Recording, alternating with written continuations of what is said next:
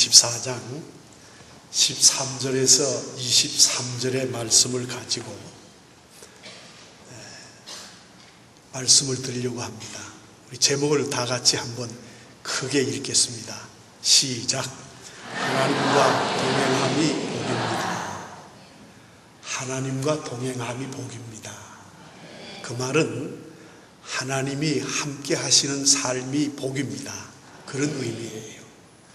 여러분에게 하나님이 함께 하시는 그런 복이 늘 있으시기를 축복합니다. 우리가 이 세상을 살아가다 보면 이런저런 어려운 일들을 만나게 됩니다. 많은 경우 그 문제들을 피하고 싶지만 그러지 못하는 경우가 더 많습니다. 우리를 더 힘들게 하는 것은 그 문제를 해결하려고 나 혼자 실험하고 있다는 사실입니다. 사실 문제나 고통이 우리에게 닥치더라도 그 문제를 함께 풀어나갈 사람이 곁에 있다면 힘을 얻습니다. 그러나 고통과 아픔을 함께 나눌 사람이 없다면 가장 비참한 삶입니다. 눈앞에 어려운 위기의 순간이 닥칠지라도 어린아이는 엄마 품에만 있으면 두려움을 이길 수 있는 편안함을 얻을 수 있습니다. 저와 여러분, 우리가 살아가는 이 세상이 힘들고 어려워도 우리가 하나님 안에 있으면 진정한 편안과 진정한 행복이 있다는 사실을 꼭 믿으시기를 바랍니다. 낯선 곳에 처음 가는 여행길에 동행하는 사람이 있느냐 없느냐는 결과에 많은 차이를 가져옵니다. 우리 인생이 힘든 것은 두려움을 혼자 감당하는 것이요 무거운 짐을 혼자 져야 하는 것입니다. 지금 이 시간도 현대인들은 많은 문제와 스트레스를 혼자 감당하면서 고통을 당하고 있습니다. 사랑하는 우리 성도 여러분, 여러분은 어떻습니까? 여러분에게는 누군가와 나누기 힘든 문제와 고민이 없으십니까? 있다고 한다면 이 상황을 어떻게 헤쳐나갈 것입니까? 그 답을 오늘 우리에게 하나님의 말씀 누가복음 24장 13절에서 23절 마음 가운데서 찾아보려고 합니다. 오늘 본문은 예수님께서 부활하시고 난 후 엠마오로 가던 두 제자를 만나신 사건을 다루고 있습니다. 글로바라는 이름하는 한 제자와 다른 한 제자가 어깨가 축 처진 채 터덜터덜 엠마오를 향해 걸어내려가고 있었습니다. 그때 부활하신 예수님께서 그들의 뒤를 따라가고 계셨습니다. 예수님은 발걸음을 재촉하여 두 제자를 따라 잡으셨습니다. 그리고 그들의 대화에 끼어드십니다. 지금 무슨 일에 대하여 이야기를 하느냐? 그런데 두 제자는 자기들에게 말씀하시는 분이 예수님임을 전혀 알아차리지 못했다는 사실입니다. 무슨 까닭에 제자들이 예수님을 알아보지 못하는 것입니까? 예수님이 돌아가신 지 사흘밖에 되지 않았습니다. 그 사흘 사이에 예수님의 모습을 잃어버렸을지도 모르겠습니다만은 무슨 까닭에 제자들이 예수님을 알아보지 못했을까요? 부활하신 예수님 모습이 이전과 달라지기라도 한 것입니까? 목소리가 달라졌나요? 아닙니다. 예수님이 달라진 것은 아무것도 없습니다. 그럼에도 불구하고 제자들이 예수님을 알아보지 못한 이유는 그들이 믿음이 없었기 때문입니다. 예수님이 돌아가셨고 이제는 결코 그들의 곁으로 다시는 돌아올 수 없다는 확신이 저들에게 있었기 때문에 그들은 예수님을 결코 알아보지 못했습니다. 예수님의 부활을 그들은 꿈도 꾸지 못했습니다. 예수님께서는 고난을 당하시고 십자가에 달리시기 전에 제자들에게 누차 부활 사건에 대한 말씀을 하셨습니다. 하지만 오늘 본문에 나오는 두 제자뿐만 아니라 모든 제자들이 예수님이 다시 살아나실 것이라고 하는 사실을 믿지 않았습니다. 거기에 대한 아무런 기대가 없었다는 말이에요. 그들은 예수님의 부활을 믿지 못했기 때문에 예수님께서 그들과 동행하고 있었지만은 전혀 예수님인 줄 알지 못했습니다. 그들은 지금 영적인 소경 상태에 있었습니다. 하나님이 태초에 인간을 창조하실 때에 하나님의 형상을 본떠서 만드셨습니다. 하나님의 영원한 동반자로 인간을 지으셨습니다. 이에 대하여 창세기 3장 8절에 보면 다음과 같이 기록이 되어 있습니다. 그들이 그날 바람에 불 때 동산에 거느시는 여호와 하나님의 소리를 듣고라고 했습니다. 아담은 하나님께서 동산을 산책하시는 것을 알 수가 있었습니다. 아담은 하나님과 함께 에덴 동산을 거닐며 마음과 생각을 나누었습니다. 하나님과 동행한다는 것은 아담에게 있어서는 최고의 기쁨이었고 삶의 기둥이었습니다. 하나님과의 산책은 타락하기 전에 인간이 누렸던 가장 영광스러운 모습이었습니다. 그러니까 우리가 죄짓기 전에는 하나님과 우리는 산책을 하며 살았습니다. 좋은 관계로 살았습니다. 그러나 아담은 그 마음을 사탄에게 빼앗기기 시작합니다. 그 후 아담은 하나님이 두려웠고 그분과 거리를 두기 시작을 했습니다. 하나님과의 동행을 지나친 간섭으로 여기기 시작했습니다. 하나님 역시 아담 안에 깊이 들어온 죄성 때문에 더 이상 이경과는 동행할 수가 없었습니다. 그 이후에 인간은 이제 자신의 고통을 숨김없이 나눌 수 있는 대상을 잊어버리고 말았습니다. 이제 인생의 모든 문제와 고통을 누군가와 함께 나누고 싶지만 편안하게 나눌 수 있는 상대가 없는 외톨이가 되고 만 것입니다. 결국 인간은 끊임없이 밀려오는 고통을 끌어안고 홀로 괴로워하고 있는 것입니다. 오늘 본문에 나오는 두 제자도 마찬가지입니다. 지금 무덤에 갇힌 예수님을 등 뒤로 하고 그들은 발길을 돌렸습니다. 예수님께서 떠나버린 예루살렘에 더 이상 머물 필요가 없다고 그들은 예루살렘을 떠났습니다. 그들은 혹시라도 닥칠지 모르는 위기의 상황을 피하기 위해서 엠마오로 힘없이 내려가고 있었습니다. 이것은 그들의 최선의 선택이었습니다. 이런 제자들의 여정에 예수님이 친히 찾아가셨습니다. 그렇다면 예수님께서 무슨 이유로 예수님께 등을 돌리고 살 길을 찾아 엠마오로 내려가는 제자들을 찾아가신 것입니까? 그 이유는 두 제자가 문제와 고통 가운데 있었기 때문입니다. 그리고 그 문제와 고통을 함께 감당해 주시고 해결해 주고 싶었기 때문에 제자들을 따라갔습니다. 예수님께서는 엠마로 도망치듯 내려가는 그들을 책망하고 싶은 생각은 없었습니다. 오히려 그들을 위로해 주시고 격려해 주시고 그들에게 새 힘을 얻도록 돕고 싶으셨습니다. 그들이 문제를 함께 해결해 주시고 싶으셨던 것이 바로 예수님의 마음입니다. 예수님께서는 제자들과 함께 어깨를 마주하며 길을 걸어갔습니다. 그리고 두 제자의 힘없는 발자국 소리를 손가락으로 헤아립니다.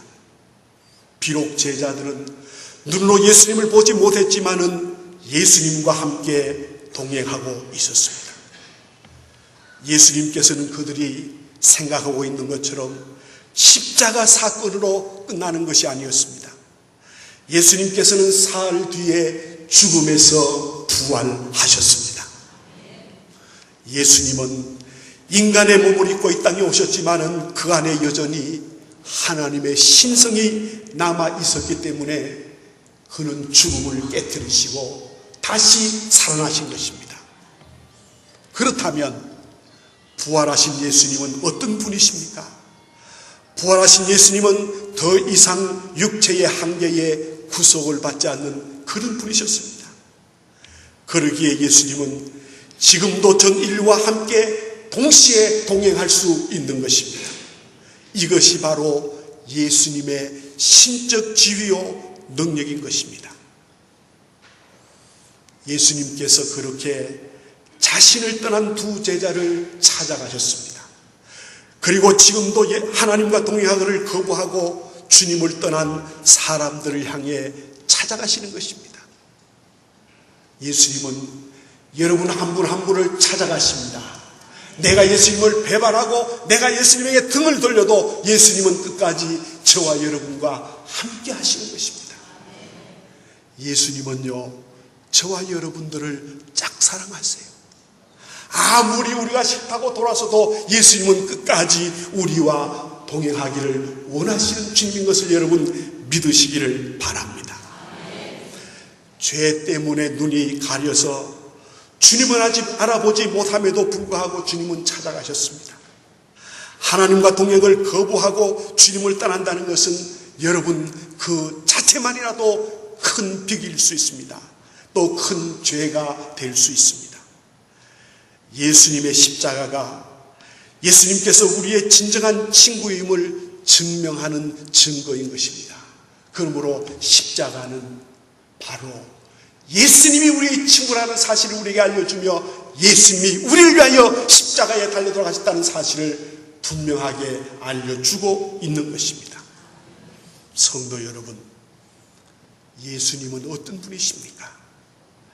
예수님은 모든 사람의 친구가 되기를 원하시는 분이십니다. 예수님은 모든 사람과 함께 동행해 가기를 원하시는 분이십니다.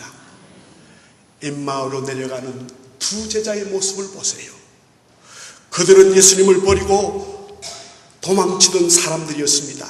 그러나 예수님은 그들과도 동행하기를 원하셨습니다. 예수님께서 힘들게 살아가는 인생들이 홀로 고통을 당하지 않고 동행해 주시고자 하는 그 마음, 그것이 바로 2000년 전에 예수님이 이 땅에 오신 목적입니다. 성도 여러분, 여러분의 인생길에 진정한 동행자가 누구십니까? 사람에게 있어서 의미 있는 동행이 어디에 있습니까? 그것은 바로 예수님과 함께 동행하는 것입니다.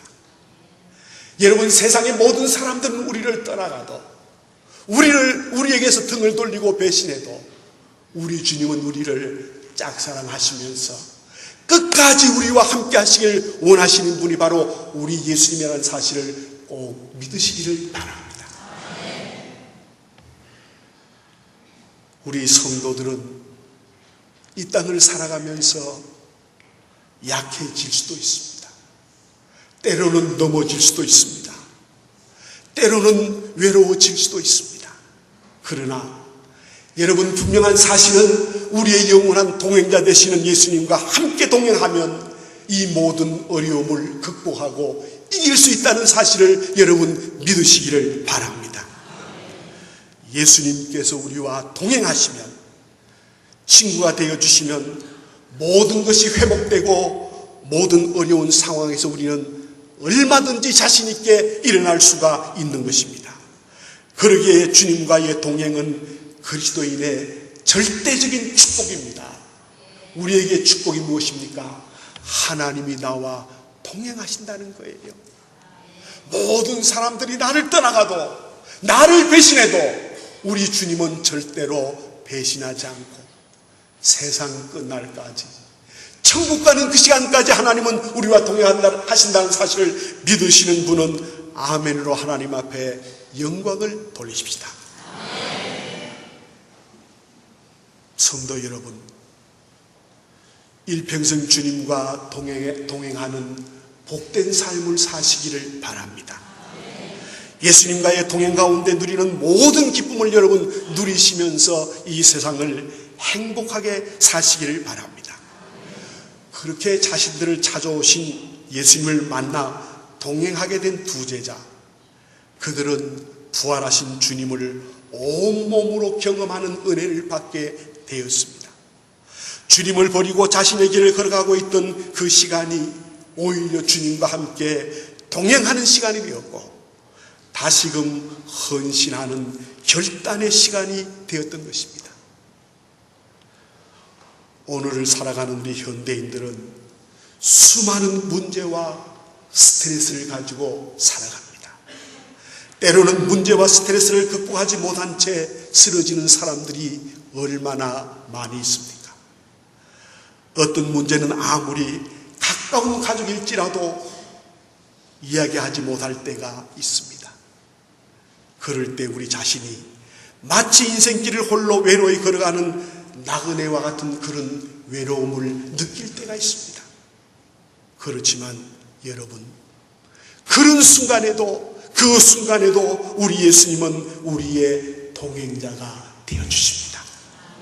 엠마오 도상에서 예수님과 동행하였지만은 영적인 눈이 가려워져서 예수님을 알아보지 못했던 제자들처럼 우리가 예수님의 동행 사실을 깨닫지 못할지라도 예수님은 우리와 함께 세상 끝날까지 함께 하신다고 약속을 하셨습니다. 이것은 바로 주님이 우리를 향한 분명한 약속입니다. 그래서 마태복음 28장 20절에 이렇게 말씀하고 있습니다. 우리 함께 읽겠습니다. 내가 너희에게 분부한 모든 것을 가르쳐 지키게 하라. 볼지어다 내가 세상 끝날까지 너희와 항상 함께 있으리라 하시니라. 아멘. 우리의 부모가, 우리의 친구들이, 우리의 가까운 사람들이 다 나를 떠나갈지라도 예수님은 세상 끝날까지, 천국 가는 그 시간까지 우리와 함께 하신다고 분명히 약속하셨습니다. 여러분, 이 사실을 믿으십니까? 여러분, 그래서 우리는 절대로 외로워하지 마시길 바랍니다. 여러분, 절대로 쓸쓸해하지 마시길 바랍니다. 주님은 이 시간도 저와 여러분과 함께 하십니다. 함께 하시기를 원하시는 우리 주님이신 것입니다. 그렇다면 육신의 눈으로 볼 수 있는 예수님과 동행하는 방법이 여러분 무엇입니까?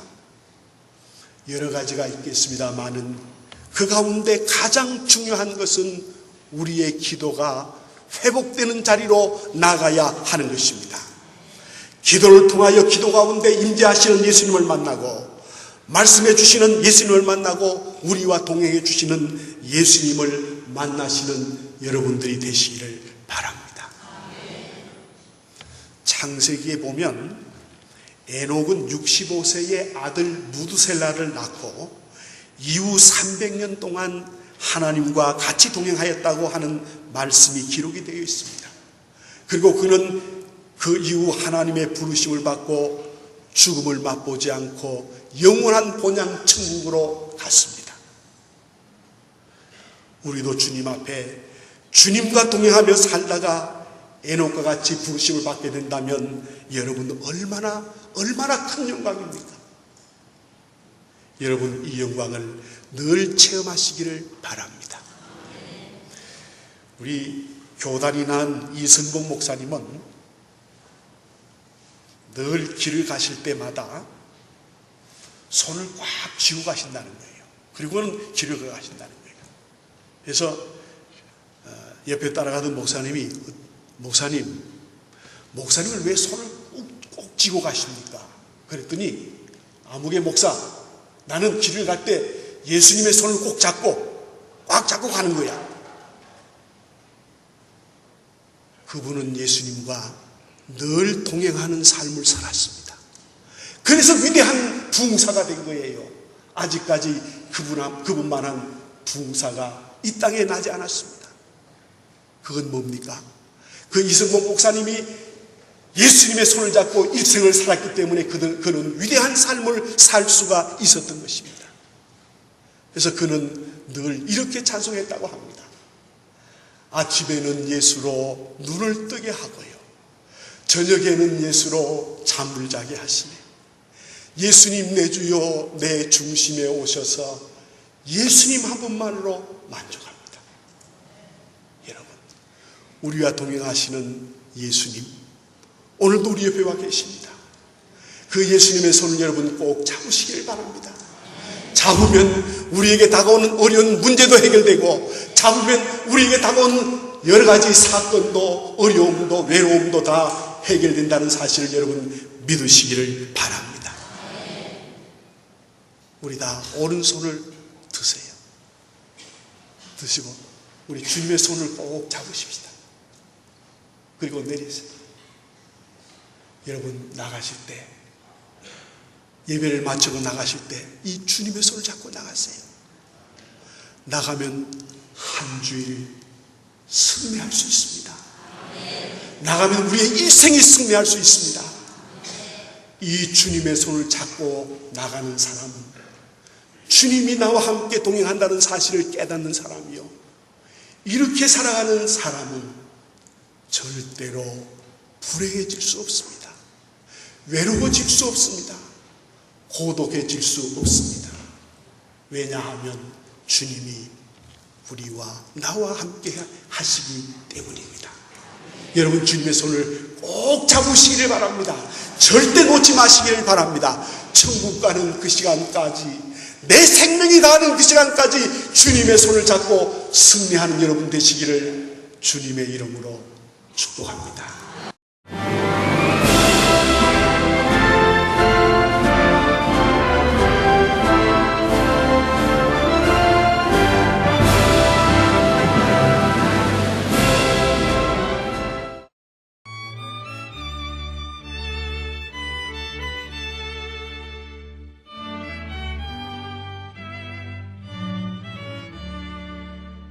예수로 나의 구주 삼고 성령과 피로써 거듭나니 이 세상에서 내 영혼이 하늘의 영광 누리도다.